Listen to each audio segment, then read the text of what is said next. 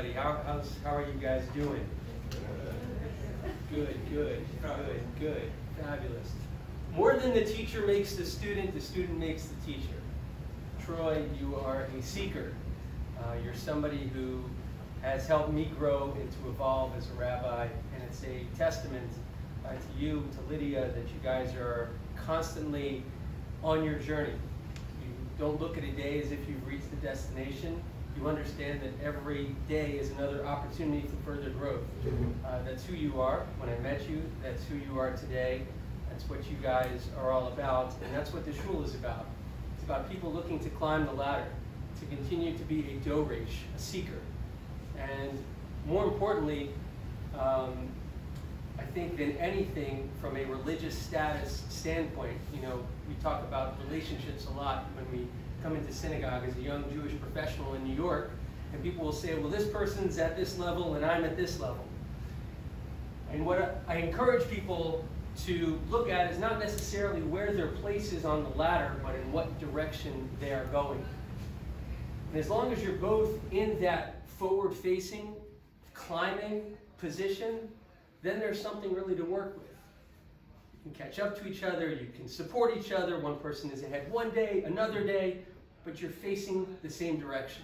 That's truly what's most important when you are finding a partner, a rusa, when you're finding a teacher, is that you're both focused on always taking that next step towards growth. So, Troy, it's an honor and a pleasure to be here. Thank you for taking me away from my family. 2 hours in an Uber to get here, but I love being down here. It's just feels different. The air of Surfside, of Sofla, is just like, I'm in my jeans, I'm chilling, no tie. It's the good life down here, but we're serious about our spirituality down here. And Master is creating something beautiful here, and there are so many Jews now down here from New York, and I've come down here and said they can find a home here where they can connect to Jewish community and to Jewish growth and Jewish spirituality. And so it's a real special treat that I am here. Thank you all for coming out. You didn't know who I was, I think, except Lydia and Troy. So you guys, I expect to be here. Everyone else, thank you. Thank you all. Thank you. Thank you. Zoom.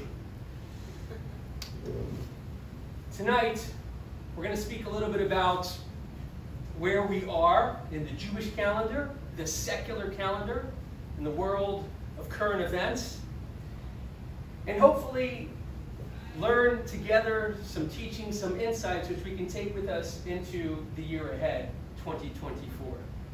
So who am I, Troy? Am I the COO of the Manhattan Jewish Experience? Well, that's just my job. And a lot of us here probably have a profession. But is that our identity? Is that who we are? We're reminded each and every Friday afternoon as the sun sets to take off our hat of doctor, of lawyer, of tailor, of baker, of butcher, of teacher, and to understand that we are more than the jobs that we do each and every day. We are more than our employment. We are more than just physical beings. We are souls. And each and every Shabbat, for 24 hours, we connect to that place within that reminds us of that message. We stop the work and we focus on the internal work of developing our neshama and our soul. So who is my soul? I'm not just the COO, so I don't know, Troy, if you knew this. So when I was younger, I played a lot of sports. Had a bad accident when I was like 7 or 8. And it was a little unclear whether I'd continue to be able to play sports. I had an operation. Thank God, everything worked out. Baruch Hashem. And I was able to make it to my teens. In my teens, I unfortunately suddenly lost my mother. She passed away from a brain aneurysm, and my world was completely broken. I'm one of 6. My dad was a rabbi. We grew up in Atlanta, Georgia. And I made it through that time. 17, 18, 19, I went off to yeshiva in my 20s. I began to date a little bit. I got engaged. I broke it off. It was terrible. I was very depressed. That was in my 20s. And in my 30s, I had a crisis. Do I continue to be a rabbi? Or maybe, perhaps, I'm doing that because it's my father's profession, my brother's profession. Everybody's pushing me to that. And so I started to explore a little bit. And I went into the world of real estate, and I got smacked in the face really hard. After about a year and a half, I had left my career as a rabbi, went in, failed at real estate in my 30s, and came crawling back to the Manhattan Jewish experience. I was always actually being a rabbi, and I was always teaching. I was still single at this point. And in my late 30s, found someone, we got married, and in my 40s, it was not so simple to create and to build a family. I had challenges with fertility. My wife and I, we finally adopted a beautiful baby boy in 2018. He's 5.5 now. His name is Yitzchak Shane Yitzchak, and he's with us, obviously, still. He's a wild, beautiful boy. So that's a lot of what my soul is.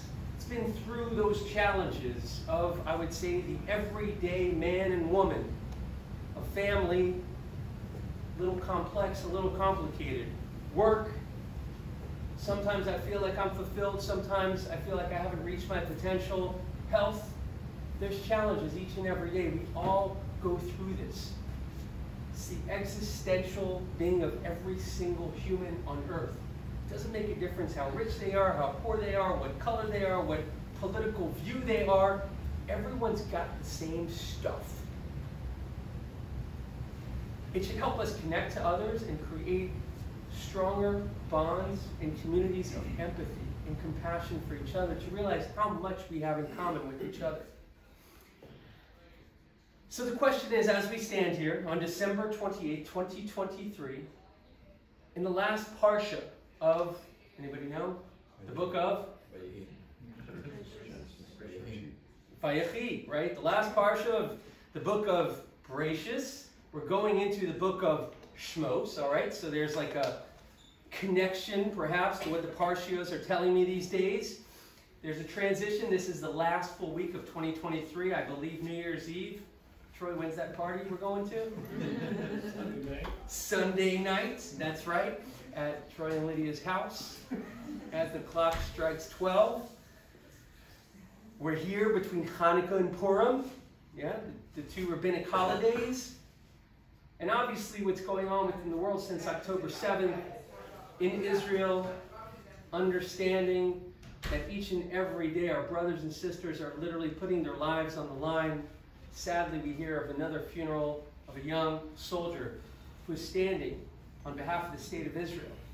And here in America, with the rise of anti-Semitism up 400-500%, our lives have been shattered, have been shook.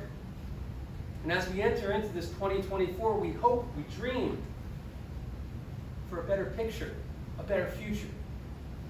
So what does Judaism have to say about this time, January 1st? Well, when I looked up on Wikipedia, why is it that January 1st is a time where people make resolutions? Where did people get this whole idea of joining the gym January 1st? Starting a diet, beginning to have a budget, beginning to take on a new initiative, endeavor. What's this thing about January 1st? I thought when I was in college, you go down to Times Square, you drink a bunch of 40s, and you just party and vomit and have a great time. I thought that New Year's was about losing yourself.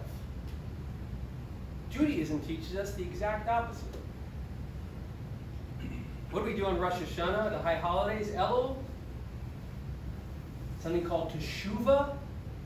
The opposite of losing yourself is finding yourself. Lashuv, to return. Realign with our mission and purpose.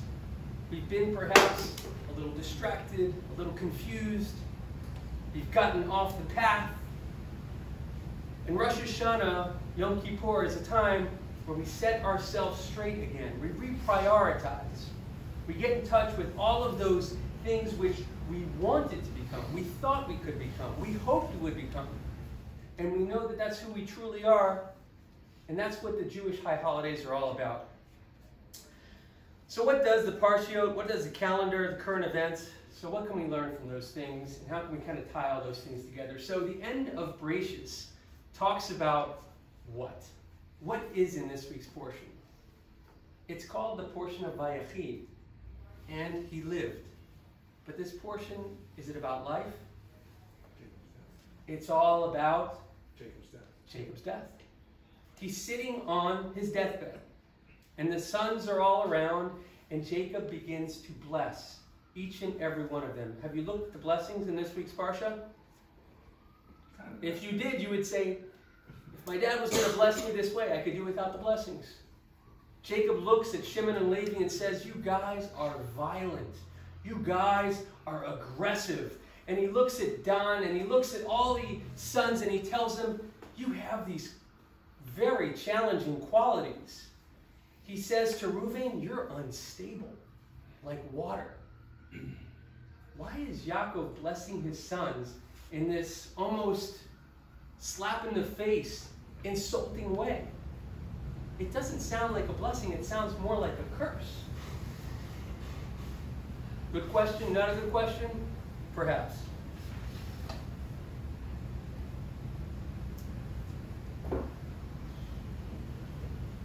One idea which the rabbis speak about is this concept, and it's brought down in the earlier parshiot, called Chanoch Lanar al pi darko. To teach a child according to his path.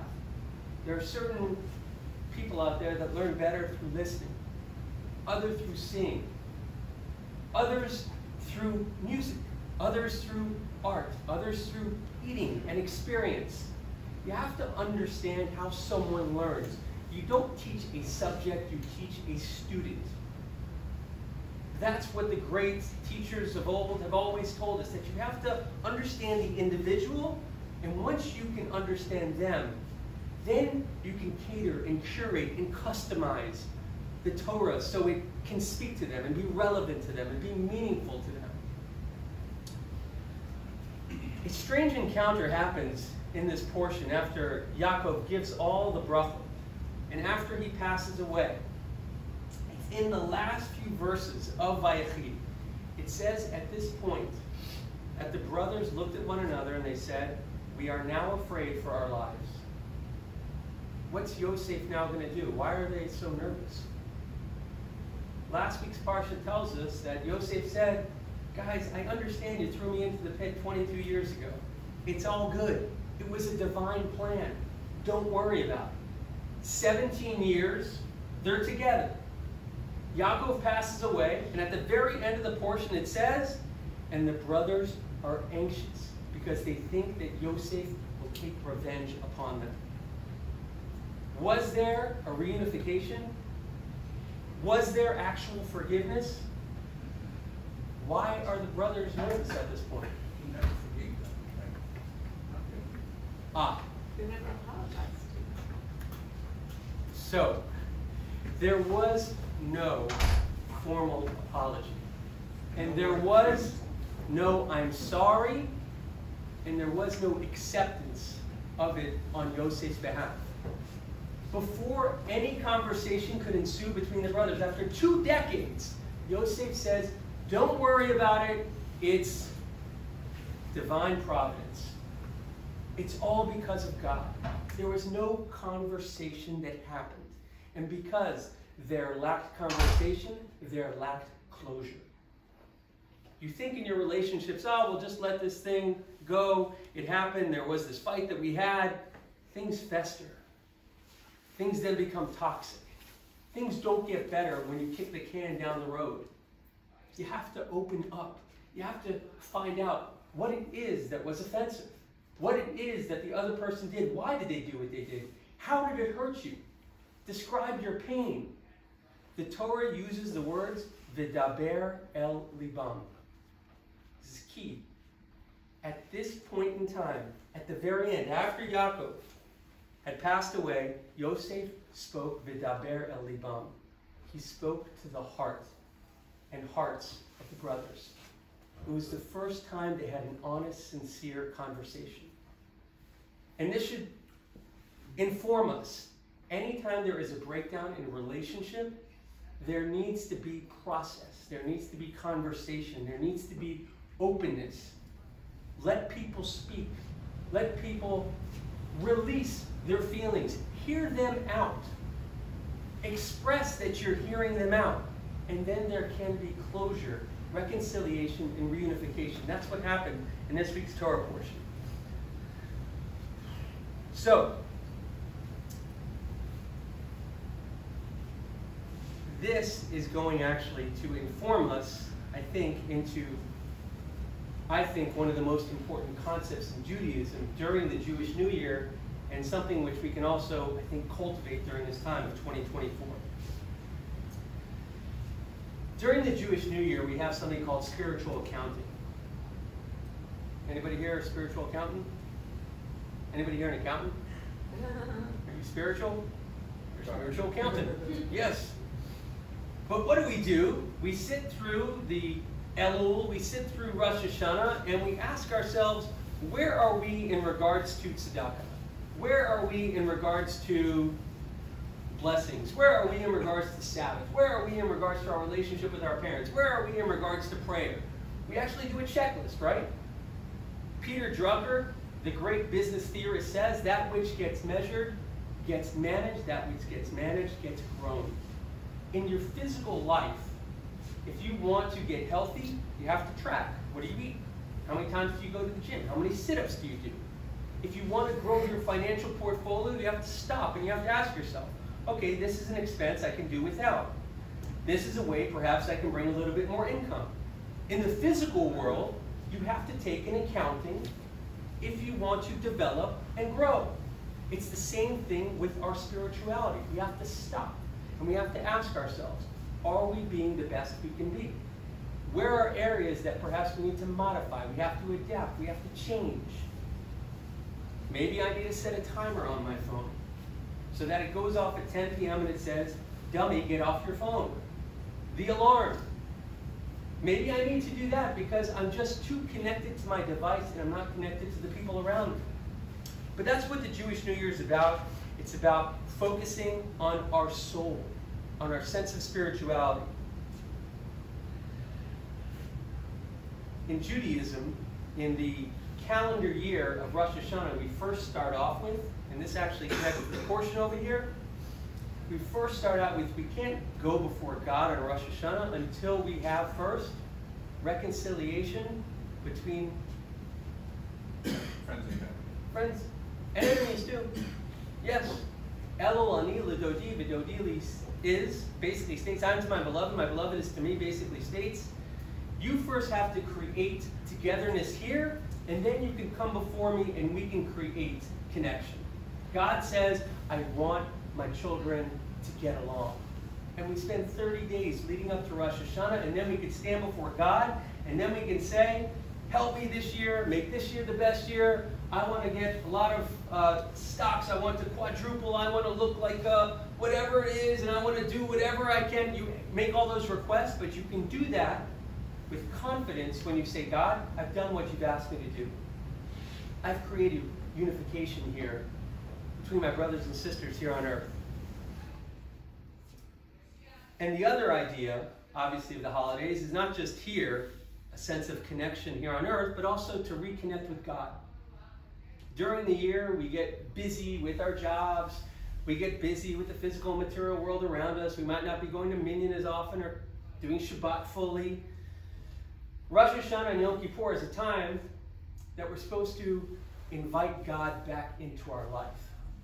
To have a little bit more divineness, divinity, and godliness in our life. Maybe say blessings before, after. How can we be a better Jew? We unfortunately think being a better Jew always relates to the ritual, but it equally relates, we know, to the ethic. So when people are like, oh, I went to Israel and now I'm, taking upon myself this mitzvah, it's, I'm keeping kosher to a certain status, I'm keeping Shabbat, I'm doing all these things connected to the Ben Adam L'Makom, but what about all the other areas? The other side of the Aseres HaDibros, the Ten Commandments, and all the mitzvahs in the Torah are all about becoming godly here on earth? Are we being more kind? Are we saying less lashon hara? Are we being more respectful? Are we tithing and giving charity? When we grow as a Jew, we grow with our ritual, our relationship with God, and we grow in our ethic and how we relate to other human beings. On Rosh Hashanah, is that the first day of creation? What's your name? Susie. Susie. How do you know that? I learned it. You learned it. What'd you learn? What's Rosh Hashanah? It's the day of the creation of mankind. Oh, the creation of mankind. Correct. Man was created on Rosh Hashanah. 6 days prior, whatever those days are, they could be millennia, they could be thousands of years, right? Land, sea, vegetation, animals. Rosh Hashanah is the birth of man. Anybody here know the first 2 stories in Bereshit about the story of the birth of man that were told in the book of Genesis? What are the very first 2 stories? How are we introduced to the birth of man? God created man. God created man, and then what happens? Then what story unfolds? What does God say to Adam and Eve? That it's not good for him to be alone. It's not good for him to be alone, okay? He needs a helper. He needs a helper, yes. And then they're together in paradise, and God says, I'm setting you up. I'm giving you a 5-star luxury hotel every day of your life with concierge service, buffet tables, Ubers, XL, whatever you want. This is your life. You have everything. Millions in the bank account. But there's one thing I don't want you to do. See that tree over there? Don't eat from it. He gives Adam and Eve everything. The Garden of Eden has everything we've ever wanted. And God says, don't do one thing. I don't want you to eat of that tree. And what happens? They can't stay away. They sure enough, they go over, they eat of the tree. We're told it's an apple, perhaps from Renaissance art. It's not. Some people say it might be a fig, it might be an esrog. They definitely did something that they were told not to do. They faulted. They made a mistake. Did God punish them right away? If you look at the psukim, the verses, God did not punish them right away. God turned to Adam and Eve and said, why did you do this? Where are you? What were you thinking? And what does Adam say? It's her fault. It was her. What does she say? The snake's fault. Not you, not you, not you. Wasn't me, wasn't me. It was you. The blame game. As soon as Adam and Eve shirk responsibility, God says, get the heck out of here. God gave them a chance to take accountability, and they said, it wasn't my fault. And at that point, where they didn't own up to their mistake, God said, get out of here. They had zero personal accountability. That's when God was angry. The next story, the same thing happens. Cain and Abel, the children of Adam and Eve, go, they give a sacrifice. Cain is upset that Abel's is accepted. And what happens? In a fit of jealousy, he goes and he kills his brother. God looks down and says, hey Cain, what did you do? Where's your brother? And what did Cain say? Not my fault. Am I my brother's keeper? Doesn't own up to it. God didn't punish Cain for the act of killing his brother. He punished Cain not for the mistake, but for not owning up and taking responsibility. Think about that. God doesn't punish Adam and Eve when they make the mistake. God punishes Adam and Eve when they shirk responsibility, when they blame, when they make excuses. The same thing with Cain.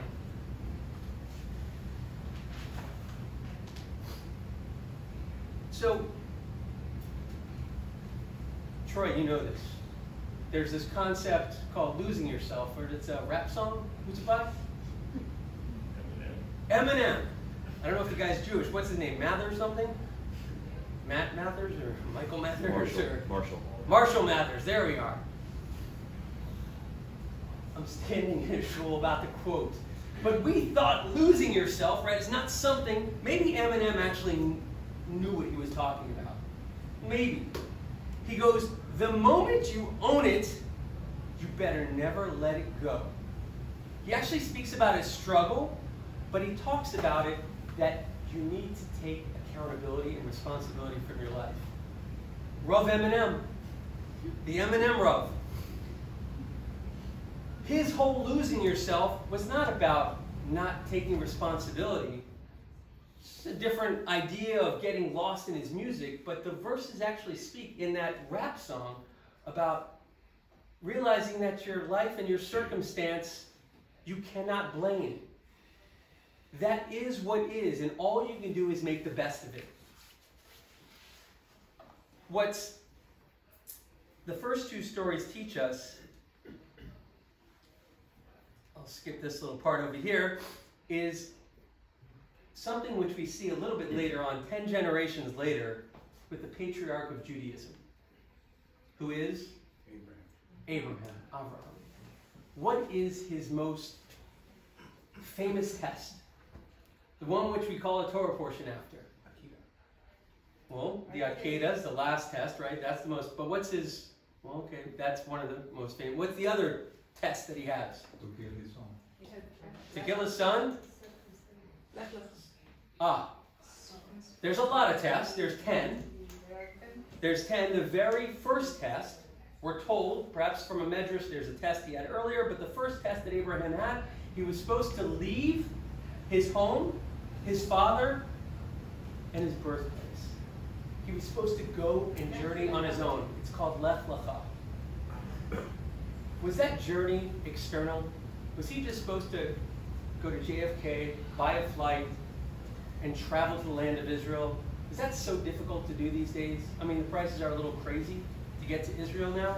You know, $5,000. But it's not the most difficult thing to pack a bag and to go on vacation, to go on a trip.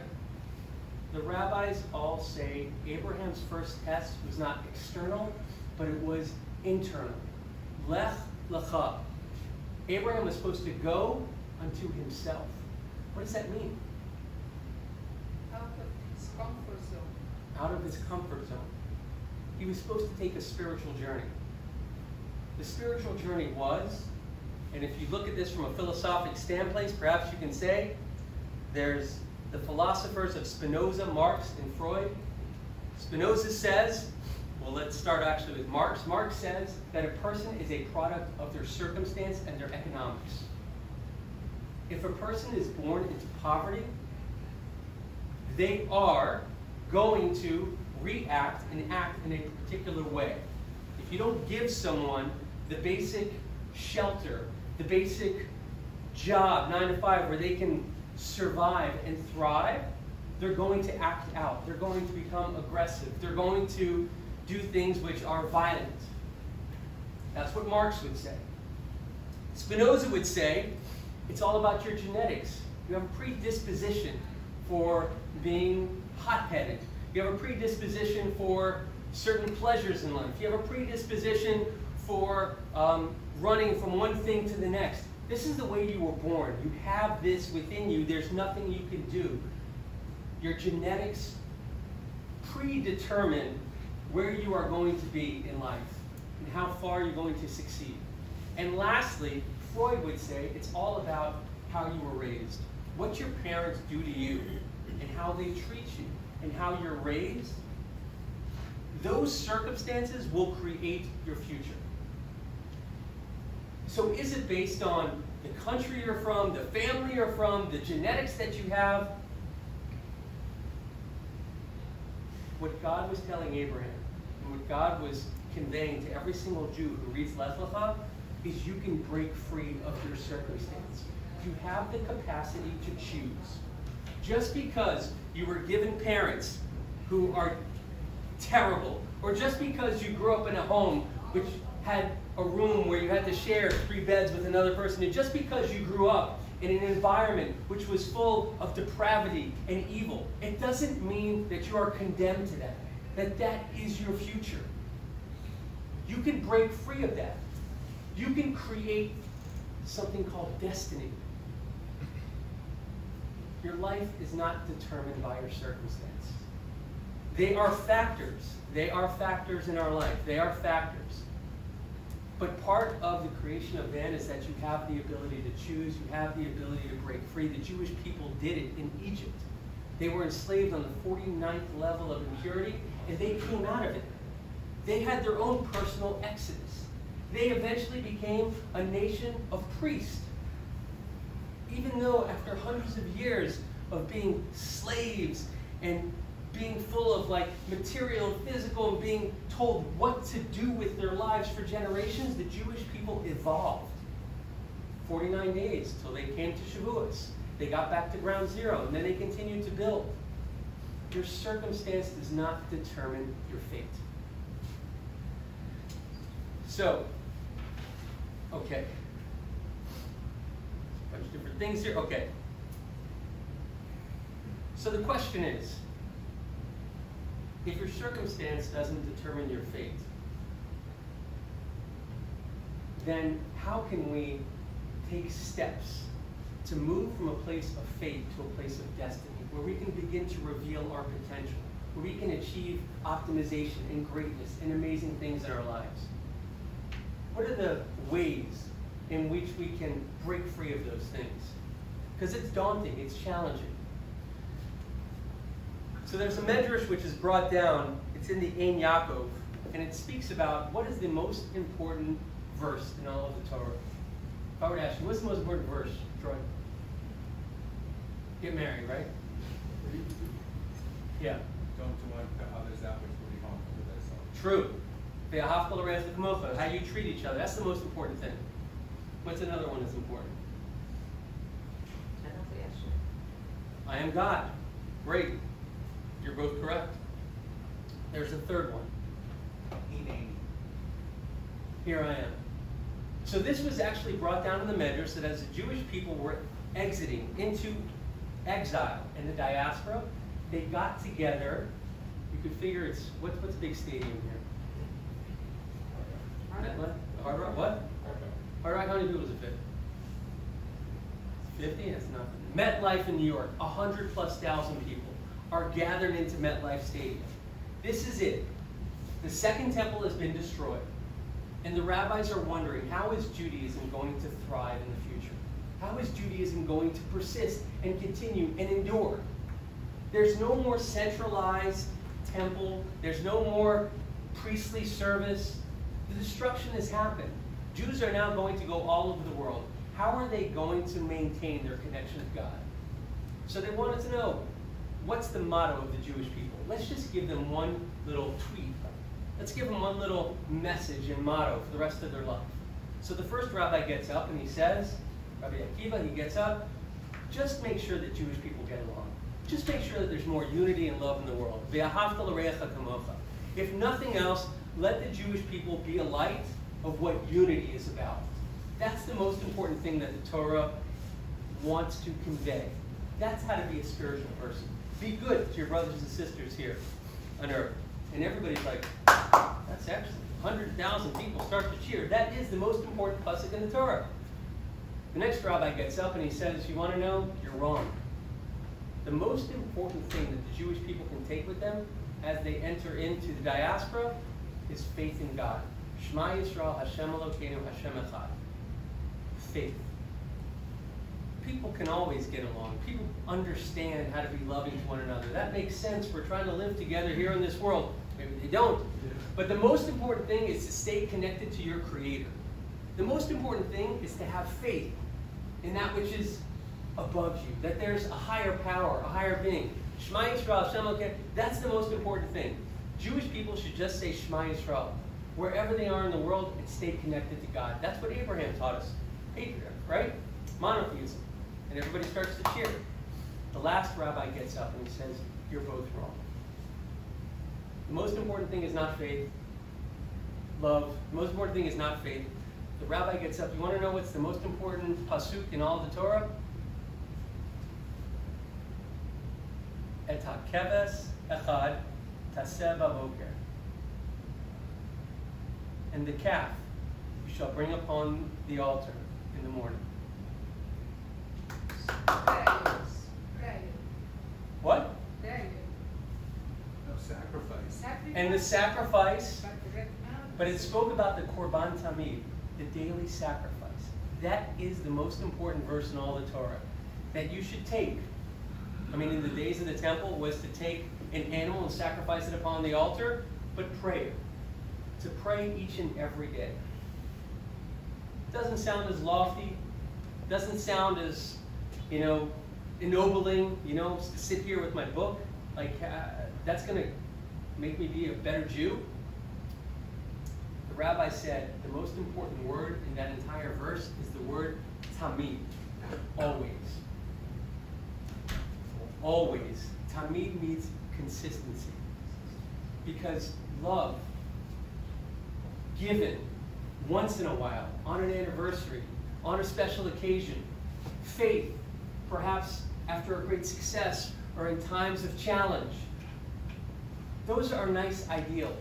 But the most important thing in Judaism is daily investment and daily sacrifice and daily connection.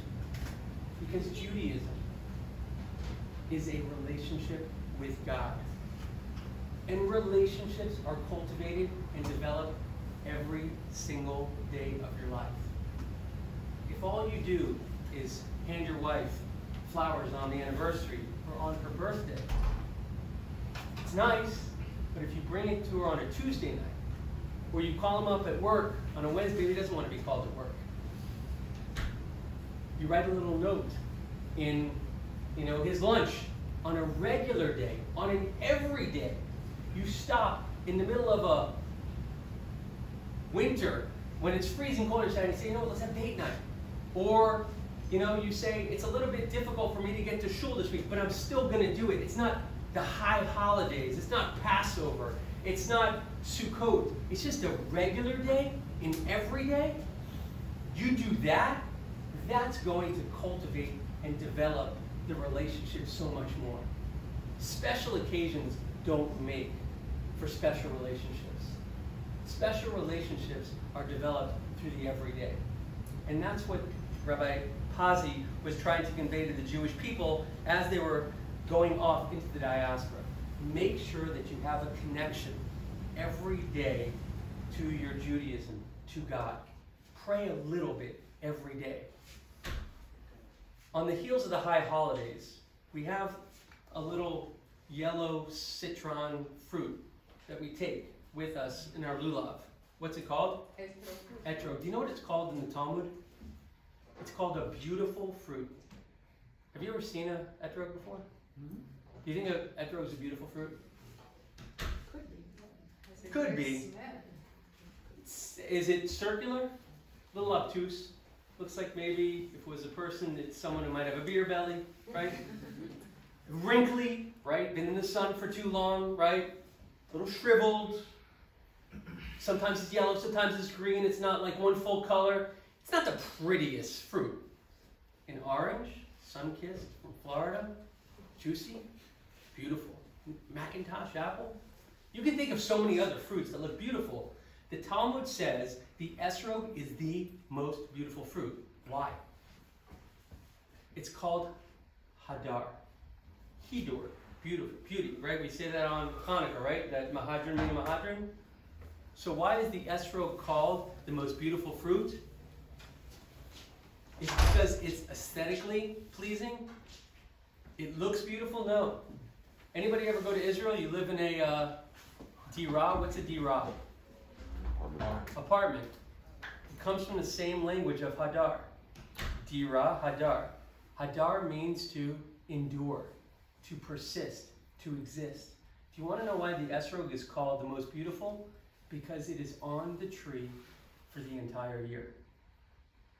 In the boiling hot summer days, in the fall, in the chill of the winter, the esrog grows on the tree.